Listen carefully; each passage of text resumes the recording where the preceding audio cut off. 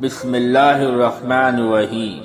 السلام علیکم ورحمۃ اللہ وبرکاتہ۔ حضرت موسیٰ علیہ السلام اور ایک قصاب کا واقعہ۔ حضرت موسیٰ علیہ السلام نے ایک دفعہ اللہ تعالیٰ سے پوچھا، میرے ساتھ جنت میں کون ہوگا؟ ارشاد ہوا، فلاں قصاب تمہارے ساتھ ہوگا۔ حضرت موسیٰ علیہ السلام کچھ حیران ہوئے اور اس قصاب کی تلاش میں چل پڑے۔ وہاں دیکھا تو ایک قصاب اپنی دکان میں گوشت بیچنے میں مصروف تھا۔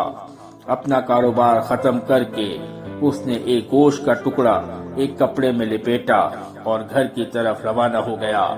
حضرت موسیٰ علیہ السلام نے اس قصاب کے بارے میں مزید جاننے کے لیے بطور مہمان گھر چلنے کی اجازت چاہی۔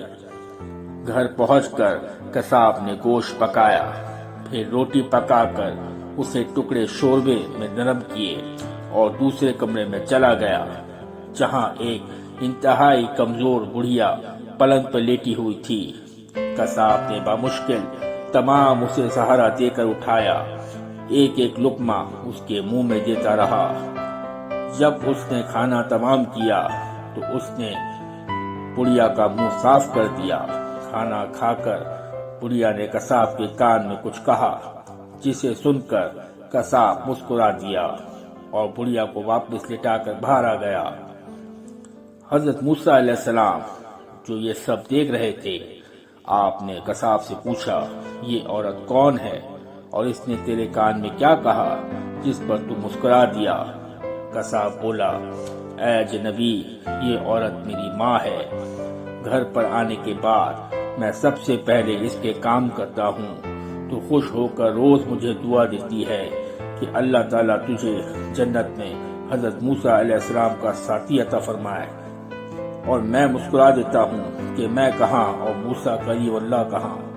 پھر موسیٰ علیہ السلام نے قصاب کو بشارت دی کہ اللہ تعالیٰ نے تیری ماں کی دعا قبول کر لی ہے اور میں ہی موسیٰ ہوں۔ اللہ پاک ہم سب کو اپنے والدین کی خدمت کرنے کی توفیق عطا فرمائے، آمین ثم آمین۔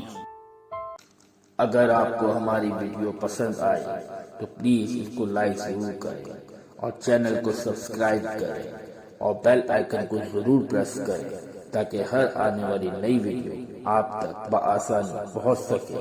شکریہ۔